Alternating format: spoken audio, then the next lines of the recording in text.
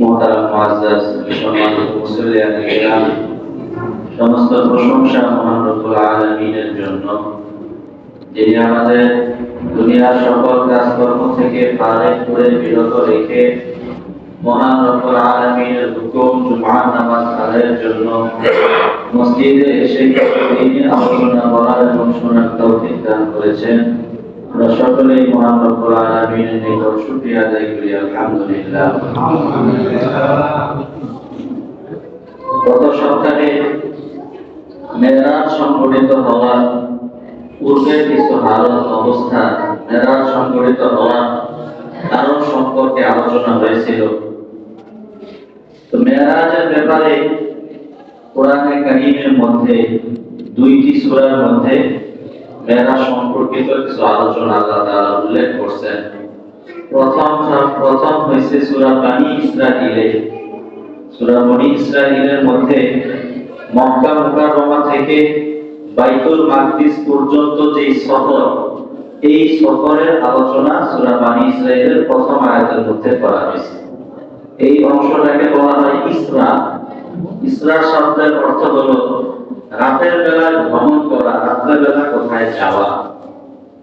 দ্বিতীয় আলোচনা কোরআনে কারীমের মেরাজ সম্পর্কিত আলোচনা সূরা নাজমের মধ্যে।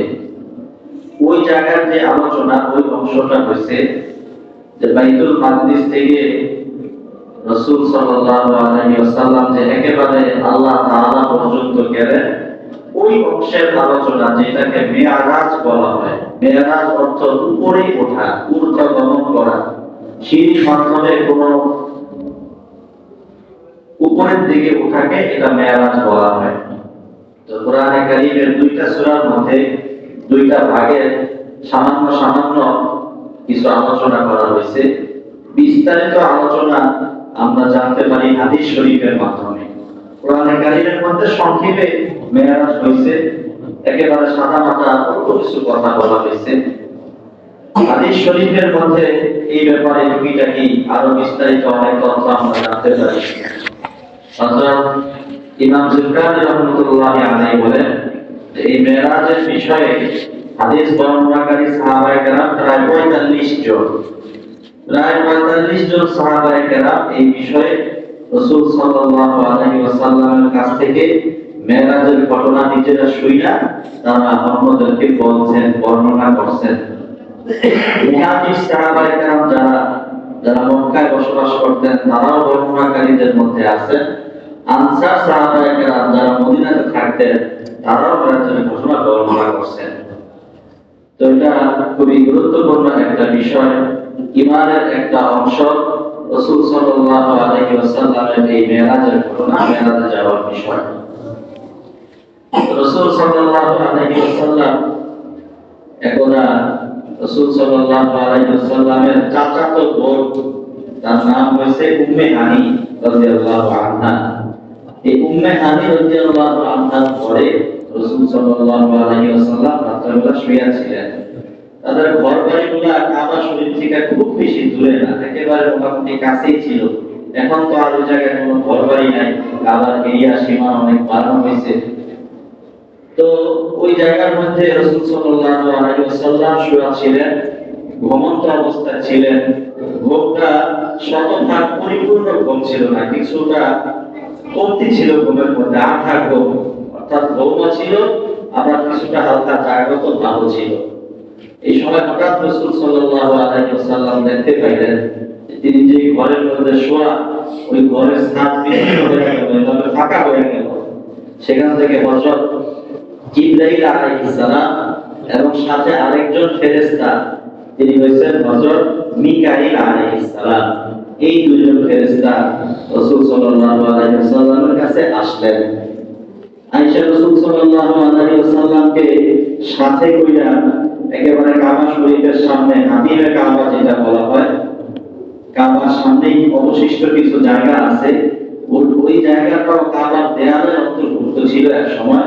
কিন্তু কুরাইশরা যখন ওই কাবা নির্মাণ করছে, তাদের ওই কাজ করতে গিয়ে অর্থকরীর কিছু অভাব পড়ছিল, যার কারণে ওই জায়গাটা তারা পুরোপুরি নির্মাণ করতে পারে নাই। হাতিম বলা হয়, এটা সংরক্ষিত অবস্থায় আছে বর্তমানে। আমরা হাদিস আছে আমরা দেখে আসছি জানি। হাদিসের কারণের মধ্যে রাসূল সাল্লাল্লাহু আলাইহি ওয়াসাল্লামকে এই দুই ফেরেশতারা শোয়াইলেন। শোয়াইলে রাসূল সাল্লাল্লাহু আলাইহি ওয়াসাল্লামের বুক অর্থাৎ বুক বিদ্রোহ করলেন, খাইয়া ফেললেন। যে বর্তমানে আমরা যে অপারেশনটাকে বলি ওপেন হার্ট সার্জারি, অর্থাৎ একেবারে গলার নিচ এই জায়গা থেকে শুরু করে এভাবে লম্বা করে মোটামুটি পেটের নাভির এই উপর পর্যন্ত পুরো অংশটা কাটা হয়। ভাইরা এভাবে সরাইয়া ওখান থেকে কলিজা অথবা যে সকল জিনিস অপারেশন করার প্রয়োজন হয়, অনেকের হাত বরফ হয়ে যায়, রিং পরানো হয়, এই জাতীয় রাসূল সাল্লাল্লাহু আলাইহি ওয়াসাল্লামকে হযরত জিবরাইল আলাইহিস সালাম এবং হযরত মিকাঈল আলাইহিস সালাম তার বক্ষ বুক, হাদিসের মধ্যে সাতকে সদর নারী বুক, এখান থেকে শুরু করে এই পর্যন্ত যে অংশ, এই বুকটা ভাঙলেন। এই বুক ভাঙার পরে রাসূল সাল্লাল্লাহু আলাইহি ওয়াসাল্লামের যে আত্মা আছে, কলিজা আছে, এই কলিজাকে এই দুই ফেরেশতা বের করলেন।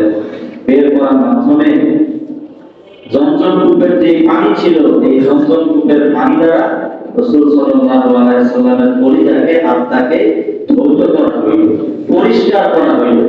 আত্মা তো এমনিতেই পবিত্র, পরিষ্কার, এরপর আরো পরিষ্কার করা হয়েছে, পবিত্র করা হয়েছে। আত্মাকে ধোয়ার পরে, কলিজাকে ধোয়ার পরে যখন স্বর্ণের তৈরি একটা পাত্র দিয়া ঈমান এবং হিকমত আনা হয়েছে। ওই ঈমানদার রূপ কেমন, দেখতে কেমন ছিল, বিষয়টা কেমন, আমরা শুধু বিশ্বাস করি, আনা হয়েছে কেমন ছিল এটা আল্লাহ পাকই ভালো জানেন। অনেক কিছু আছে যে সকল বিষয় আমরা জানি আছে, কিন্তু আমরা দেখতে পারি না, ছুঁইতে পারি না। কারেন্ট এটা তারের ভিতরে আছে, আমরা জানি, কিন্তু এটা দেখা যায় না। আলাদা একটা জুব্বা, এটা যেমন ধরা যায়, দেখা যায়, নাড়াচাড়া করা যায়, ওরকম কারেন্টকে আমরা ধুইয়া বাকি পাত্রের মতো নাড়াচাড়া করতে পারি না। বাতাস আসে এটা আমরা বুঝি, বাতাস আসলে গাছের ডালাপালা নড়াচড়া করে, পাখা ঘুরে, শরীরে শান্তি লাগে, ঠান্ডা ঠান্ডা ভাব লাগে, কিন্তু বাতাস তো ধরা যায় না, এটা অনুভব করা যায়। এইরকম এক পাত্রের মধ্যে যেই পাত্রটা ঈমান এবং হিকমত দ্বারা পরিপূর্ণ ছিল, ওই পাত্র থেকে রাসূল সাল্লাল্লাহু আলাইহি ওয়াসাল্লামের সিনার যে মধ্যে যে কলব ছিল, অন্তর হৃদয়, এটাকে ঈমান এবং হিকমত দ্বারা পরিপূর্ণ করা হয়েছে। পরিপূর্ণ করার পরে তার ওই আত্মাকে, কলিজাকে আবার যথাস্থানে আপন জায়গার মধ্যে স্বাভাবিকভাবে এটা রাখা দেওয়া হয়েছে। রাখার পর ফেরেশতারা এটা রাখার পর বুক আবার যেমন ছিল, বুক আবার ওই রকম হয়ে গেছে। হাদিসের কোন কোন বর্ণনা দ্বারা জানা যায়, কোন সাহাবী বলছেন যারা রাসূল সাল্লাল্লাহু আলাইহি ওয়াসাল্লামের একেবারে কাছে, নিকটে, সব সময় আল্লাহর হাবিবের কাছাকাছি থাকতো। রাসূল সাল্লাল্লাহু আলাইহি ওয়াসাল্লাম তো জামা কাপড় সাধারণত সবার সামনে পরতেন না, জামা পরা অবস্থায় থাকতেন, এবং বাড়ি ঘরে যখন থাকতেন তখন সিনা সব সময় ঢেকে রাখতেন, উদ্দা গায়ে থাকতেন না, গরম যতই হোক। রাতে শোয়ার সময় সেটা একেবারে ভিন্ন কথা, তো স্বাভাবিক অবস্থায় তিনি সিনা মোবারক ঢেকে রাখতেন। এরপরে যারা একেবারে কাছে, জামা বদলানোর সময় হোক, চাদর পাল্টানোর সময় হোক, গোসলের সময় হোক, বিশেষ কোনো সময়ে যারা রাসূল সাল্লাল্লাহু আলাইহি ওয়াসাল্লামের সিনা মোবারক দেখছেন, কেউ কেউ বলছেন যে আমরা রাসূল সাল্লাল্লাহু আলাইহি ওয়াসাল্লামের বুকের মধ্যে সেলাই করলে পরবর্তীতে যেমন দুই দিকে একটা দাগ পড়ে থাকে, এরকম সেলাইয়ের মতো, সেলাই পরবর্তী স্বর্ণ যেমন একটা দাগ থাকে, এরকম দাগ আমরা দেখতে পাইছি। এটা তারা আরো স্পষ্ট হয়ে যায়, রাসূল সাল্লাল্লাহু আলাইহি ওয়াসাল্লামের সিনা মোবারক আর হয়েছে। রাসূল সাল্লাল্লাহু আলাইহি ওয়াসাল্লামের সিনা মোবারক এই মেরাজের রাত্রিতে বক্ষ বিদীর্ণ করার আগে আরো মোট 3 বার, আগে 3 বার এবং এই সময়ে একবার, সারা জীবনের মোট 4 বার রাসূল সাল্লাল্লাহু আলাইহি ওয়াসাল্লামের সিনাকে এভাবে ভাড়া হয়েছিল। প্রথমত রাসূল সাল্লাল্লাহু আলাইহি ওয়াসাল্লাম যখন ছোট ছিলেন, তার দুধ মা আম্মা জান হালিমা সাদিয়া রাদিয়াল্লাহু আনহা ওনার কাছে যখন লালিত পালিত হইতেছিলেন, তখন একবার হালিমা সাদিয়া রাদিয়াল্লাহু আনহা একটা ছেলে ছিল রাসূল সাল্লাল্লাহু আলাইহি ওয়াসাল্লামের দুধ ভাই, তার নাম ছিল আব্দুল্লাহ। তো তারা তাদের বাড়ির পিছনে যে জায়গার মধ্যে মানুষ আরবরা ছাগল রাখতো, আমরা যারা ছাগল পালি, পশু পালি, আমাদের বাড়ির সামনে বা পিছনে সাইডে একটা বিশেষ জায়গা থাকে, যে জায়গার মধ্যে ইট দেওয়া থাকে অথবা বাঁশ দিয়ে বেড়া দেওয়া থাকে, নির্দিষ্ট জায়গা থাকে যেখানে গরু অথবা ছাগল ঘাস খায়, দিনের বেলা গোসল করানো হয়। তো তারা তো ওই সময় ছাগল, মেষ, ভেড়া এগুলা প্রতিপালন করতো।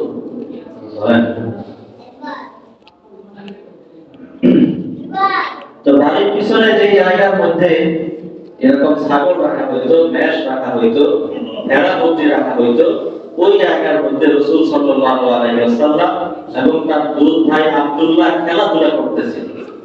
ওই সময় হঠাৎ রাসূল সাল্লাল্লাহু আলাইহি ওয়াসাল্লামের দুধ ভাই, সেও তো ছোট, একসাথে দুধ পান করছে। রাসূল সাল্লাল্লাহু আলাইহি ওয়াসাল্লাম তখন ছোট ছিলেন। দুধ ভাই আব্দুল্লাহ দৌড়ে আসছেন মা হালিমার কাছে, যে আম্মা, আমার যে কুরাইশি ভাই আছে, কুরাইশি ভাই মানে রাসূল সাল্লাল্লাহু আলাইহি ওয়াসাল্লাম তো কুরাইশ বংশের ছিল, আমার যে কুরাইশি ভাই আছে, দুইজন লোক আইসা তাকে শোয়াইছে, শোয়াইয়া তার বুক ভাইয়া তারা কি যেন করতেছে। এই ঘটনা শুইনা, এই কথা শুইনা হালিমা তো সাদিয়া রাদিয়াল্লাহু আনহা এবং তার স্বামী উভয় খুব ভয় পেয়ে গেলেন, বিচলিত হয়ে গেলেন। তারা দৌড়ায় সেখানে গেলেন, দেখলেন রাসূল সাল্লাল্লাহু আলাইহি ওয়াসাল্লাম যখন ছোট ছিলেন, ছোট বাচ্চা ছিলেন, ভয়ে এরকম উঁচু উঁচু হয়ে গেছে, চুপচাপ করেছে, চেহারার মধ্যে কিছুটা ভীতিকর একটা ভয়ের ধারণা ছাপ। তখন তারা বললেন যে, বাবা তোমার কি হয়েছে? আল্লাহ হাবিব তখন বললেন যে, দুইজন সাদা কাপড় পরিহিত, সাদা কাপড় পরা দুইজন লোক আসলো, আয়েশা এখানে আমাকে শোয়াইলো, এরপর তারা আমার বুক থেকে কি যেন একটা বাইর করলো, এটাকে আবার তারা ধরতে করলো, এরপরে তারা আবার এটাকে এই জায়গায় বলতে রাখা তা আস্তে করে চলে গেল। তারা চলে যাওয়ার পর রাসূল সাল্লাল্লাহু আলাইহি ওয়াসাল্লাম ওখানে ওইরকম বসা ছিল। এই হচ্ছে রাসূল সাল্লাল্লাহু আলাইহি ওয়াসাল্লামকে ছোটবেলায় একবার রাসূল সাল্লাল্লাহু আলাইহি ওয়াসাল্লামের সিনা মুবারককে চিরে তার কলিজা ধৌত করা হয়েছিল, এই উদ্দেশ্যে বাচ্চা বেলায় বাচ্চারা যে সকল দুষ্টুমি করে, যে সকল একেবারে বেশি বাচ্চা জাতীয় কাজ করে, এই জাতীয় কাজ থেকে রাসূল সাল্লাল্লাহু আলাইহি ওয়াসাল্লামকে হেফাজতের লক্ষ্যে সিনা মুবারক একবার ধৌত করা হয়েছে। দ্বিতীয়ত, রাসূল সাল্লাল্লাহু আলাইহি ওয়াসাল্লাম যখন যৌবনে পদার্পণ করবেন, যুবক বয়সে বালেগ হবেন, ওই বালেগ হওয়ার আগে, যুবক বয়সে উপনীত হওয়ার আগে, তখন আরেকবার ফেরেশতারা তার সিনা ধৌত করছিল, যাতে যুবকরা যে সকল অশ্লীল কাজ করে, বেহায়াপনাতে লিপ্ত হয়, যুবক বয়সের যে যৌবনের এক প্রকারের পাগলামি আছে, এই যৌবনের পাগলামিতে তিনি যাতে পইয়া না যান, এই জন্য তখন তার সিনা মুবারক আরো একবার ধৌত করা হয়। তৃতীয়বার রাসূল সাল্লাল্লাহু আলাইহি ওয়াসাল্লামকে নবুয়ত দানের সময় তখন এরকম সিনা মুবারক একবার ধৌত করা হয়েছিল, যাতে নবুয়ত, কোরআনে কারীমের আয়াতের রহস্য, হিকমত, আল্লাহ তাআলার বিভিন্ন ইশারা ইঙ্গিত, এগুলো রাসূল সাল্লাল্লাহু আলাইহি ওয়াসাল্লাম যাতে বুঝতে সক্ষম হন। কোরআনে কারীমে যা আছে সবকিছুই স্পষ্ট অর্থ বোঝা যায়, কিন্তু কিছু আয়াতের শুরুতে কিছু ইশারা ইঙ্গিত আছে, এটা আল্লাহ এবং আল্লাহর রাসূল সাল্লাল্লাহু আলাইহি ওয়াসাল্লামই ভালো জানেন।